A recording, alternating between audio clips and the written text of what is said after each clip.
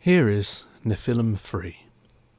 Creationist, geocentrist, and self-declared expert on just about anything Conservapedia has an article on. In this video, NephilimFree tells anyone with a sufficient level of masochistic tendency to listen about his experiments in the field of abiogenesis. For those mentally robust souls who remained conscious until the end of this drivel, the quote-unquote punchline was revealed to be that these experiments consisted of NephilimFree's refuse receptacle and its contents.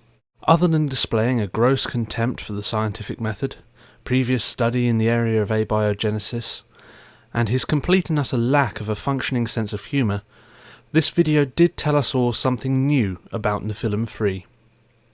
He has no idea what acid is. You see, solar radiation and gamma and X-ray radiation and you know, these things, oxygen and water, are actually acidic to biological molecules like amino acids and proteins and DNA and, you know, all these things. The concept of acidity isn't as plain an idea as many people think. The term acid is used to define certain types of chemical reactions. NephilimFree's use of the term demonstrates a lack of understanding of it. To start with, an acid is a chemical substance, not an electromagnetic wave. This immediately wipes out the possibility of solar, gamma, and X-rays being acidic, as they are all EM radiation, and are not atomic. There are different definitions commonly used for an acid. The most commonly used is the Bronsted-Lowry definition. That is the one you are likely to remember learning about in school. An acid is defined as a proton donor, that is, a chemical that lets go of a hydrogen nucleus, H+, whilst keeping hold of the hydrogen's electron. The hydrogen nucleus then adds itself onto other chemicals, where it can, by doing so, change them. The other definition is a Lewis acid. A Lewis acid is a chemical that accepts a pair of electrons from another chemical. This definition overlaps a great deal with that of Bronsted-Lowry, as a hydrogen nucleus accepts a pair of electrons. However, it also means that other chemicals that act in a similar way to hydrogen nuclei can also be defined as acids. In short, it makes it simpler to keep track of how chemicals will react with each other. Regardless of all this lovely science, and the use we find for it, we still have something to address in Nephilim's claims.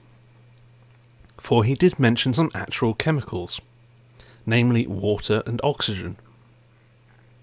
We will deal with oxygen first.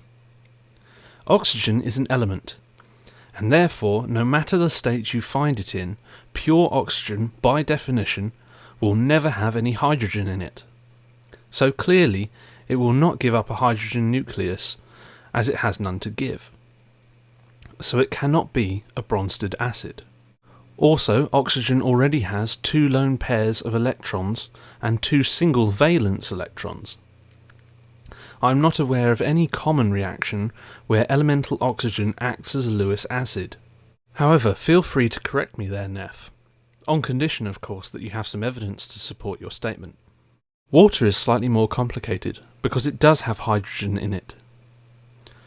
Water, as we all know, is H2O, 1 oxygen and 2 hydrogens. Water can give up a hydrogen nucleus and act in an acidic way. This is all sounding good for Neph so far. However, water is pH neutral. pH is a way of measuring acidity in terms of the concentration of H+. As the concentrations are so small, a negative log is taken of it, to make it a more mundane looking number. In the case of water at 25 degrees Celsius, this is 7, pH neutral. If it were above 7, it would be alkali. If it were below 7, it would be acidic. The reason for this Swiss level of neutrality is because when the water lets go of a hydrogen nucleus, the leftover OH- ion will happily take it back again. It is an equilibrium, balanced out so water isn't either acidic or basic overall. Ignoring all of that, however, here is a little question for you to ponder, Neph. You hold that God made us all, including our stomachs. Seeing as how he saw fit to use water in a vast amount of our construction, why did he not choose to fill our stomachs with water also?